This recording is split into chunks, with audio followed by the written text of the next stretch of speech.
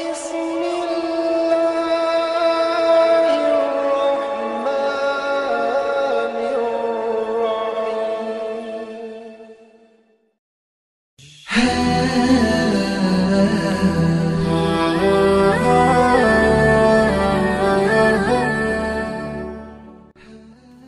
الله الرحمن الرحيم. Bismillahirrahmanirrahim. Assalamualaikum warahmatullahi wabarakatuh. Syukur alhamdulillah kita bisa berjumpa lagi di channel ini. Sholawat dan salam selalu dan tetap tercurahkan kepada junjungan kita Nabi besar Muhammad sallallahu alaihi wasallam. Allahumma sholli ala sayyidina Muhammad wa ala ali sayyidina Muhammad. Harapan dan doa saya semoga saudaraku semuanya selalu diberikan kesehatan, dilapangkan rezekinya, diampuni dosa-dosanya, dan dipanjangkan umurnya. Amin ya rabbal alamin. Sahabat beriman yang dirahmati Allah, ada banyak kisah nabi, sahabat, dan ulama yang kita bisa jadikan pedoman dalam kehidupan ini. Namun tak hanya itu, kita juga bisa memetik hikmah dari orang-orang yang berdosa. Salah satunya adalah orang fasik di zaman Nabi Musa alaihissalam yang dicintai Allah subhanahu wa ta'ala. Seperti apakah ciri-ciri orang fasik? Mengapa Allah subhanahu wa ta'ala mencintainya sedangkan orang-orang membenci? Bagaimana ia mengakui dosa-dosanya? Sahabat beriman yang dirahmati Allah, siapakah orang fasik itu? Fasik digunakan untuk menyebut orang-orang yang menolak dan menentang syariat Allah subhanahu wa ta'ala, baik seluruhnya maupun sebagian. Dalam kitab Al-Mufradat fi Gharib Al-Quran disebutkan bahwa orang fasik adalah orang-orang yang melakukan dosa, baik dosa kepada Allah subhanahu wa ta'ala maupun kepada sesama manusia. Di dalam Al-Quran disebutkan bahwa orang-orang fasik adalah orang yang lupa terhadap Allah subhanahu wa ta'ala. Allah subhanahu wa ta'ala berfirman, "Dan janganlah kamu seperti orang-orang yang lupa kepada Allah, lalu Allah menjadikan mereka lupa kepada diri mereka sendiri. Mereka itulah orang-orang yang fasik." Quran Surah Al-Hasyr ayat 19.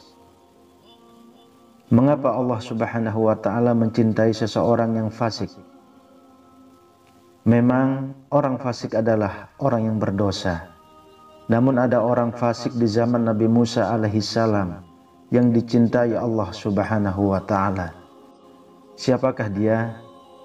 Dalam kitab Al-Mawa'is Al-Ufuriyah terdapat kisah orang fasik di zaman Nabi Musa alaihissalam yang dicintai oleh Allah subhanahu wa ta'ala. Saat meninggal, jenazahnya dibuang oleh warga. Tak ada yang mau mengurus jenazahnya. Allah subhanahu wa ta'ala lalu berfirman kepada Nabi Musa alaihissalam, "Wahai Musa, ada seseorang yang mati di daerah Fulan pada tempat sampah. Dia adalah seorang wali dari para waliku. Mereka belum memandikannya, belum mengafaninya, dan belum menguburkannya. Maka pergilah engkau, mandikanlah, kafanilah, solatilah, dan kuburkan dia." Nabi Musa alaihissalam lalu mendatangi tempat itu. Beliau juga menanyakan kepada orang-orang di mana jasad itu. Tak lupa beliau juga bertanya tentang alasan mereka tak memandikan dan menguburkan jenazah itu. Orang-orang tersebut memberitahu bahwa orang yang meninggal itu adalah orang yang fasik. Nabi Musa alaihissalam pun melihat jenazah orang itu terbuang di tempat sampah.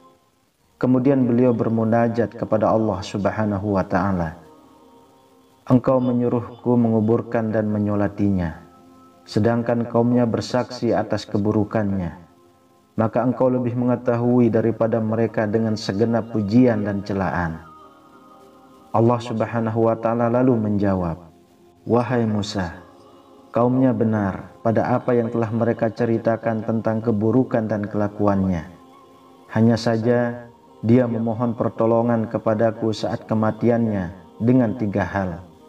yang andai kata tiga hal tersebut digunakan untuk memohon pertolongan kepadaku oleh seluruh orang-orang yang berdosa dari ciptaanku, pastilah aku akan mengabulkannya. Bagaimana aku tidak menyayanginya, sedangkan dia telah memohon sendiri, dan aku adalah Maha Penyayang dari semua penyayang.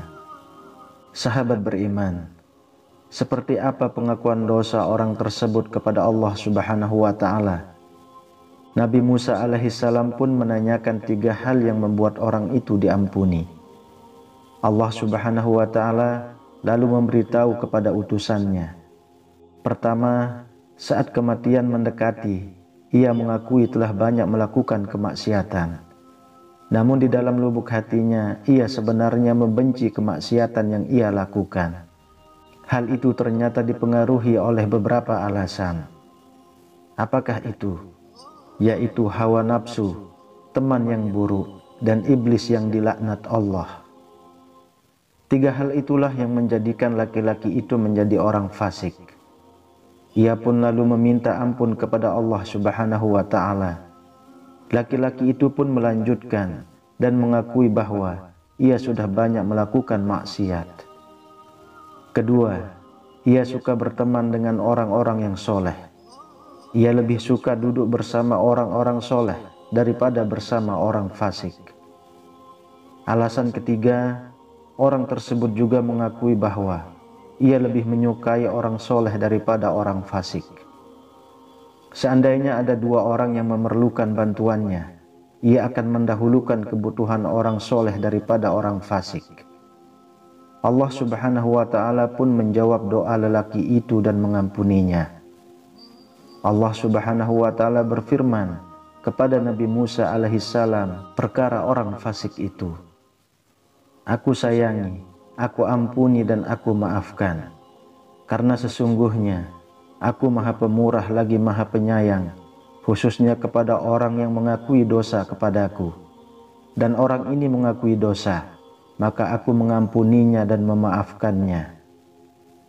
Wahai Musa, lakukan apa yang aku perintahkan, karena aku mengampuni dengan kehormatannya untuk orang yang menyolati jenazahnya dan menghindari pemakamannya. Dalam riwayat Wahab bin Munabbih, orang fasik itu meminta ampun dengan cara yang berbeda.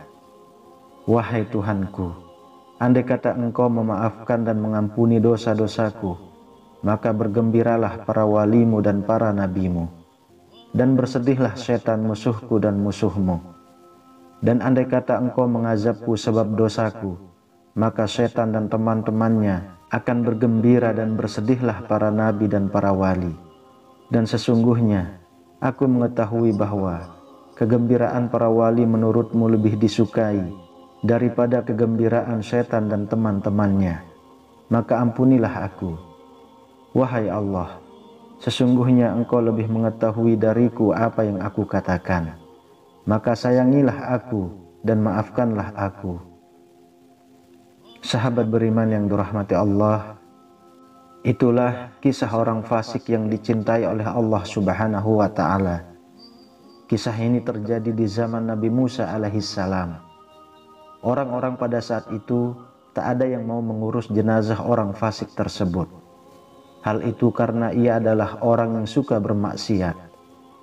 Namun di akhir hayatnya, ia mengakui dosa-dosanya dan meminta ampun. Oleh sebab itu, ia diampuni oleh Allah Subhanahu wa Ta'ala. Lalu Allah Subhanahu wa Ta'ala mengutus Nabi Musa alaihissalam untuk mengurus jenazah orang itu. Kisah ini memberikan pelajaran bahwa ampunan Allah Subhanahu wa Ta'ala begitu luas bagi hambanya yang bertaubat. Hal ini sesuai firman Allah Subhanahu wa Ta'ala dalam Al-Quran. Sesungguhnya Tuhanmu sangat luas ampunannya. Quran Surah An-Najm ayat 32. Wallahu a'lam bishawab. Demikian yang bisa saya bagikan. Semoga bermanfaat untuk kita semua. Amin ya rabbal alamin. Assalamualaikum warahmatullahi wabarakatuh.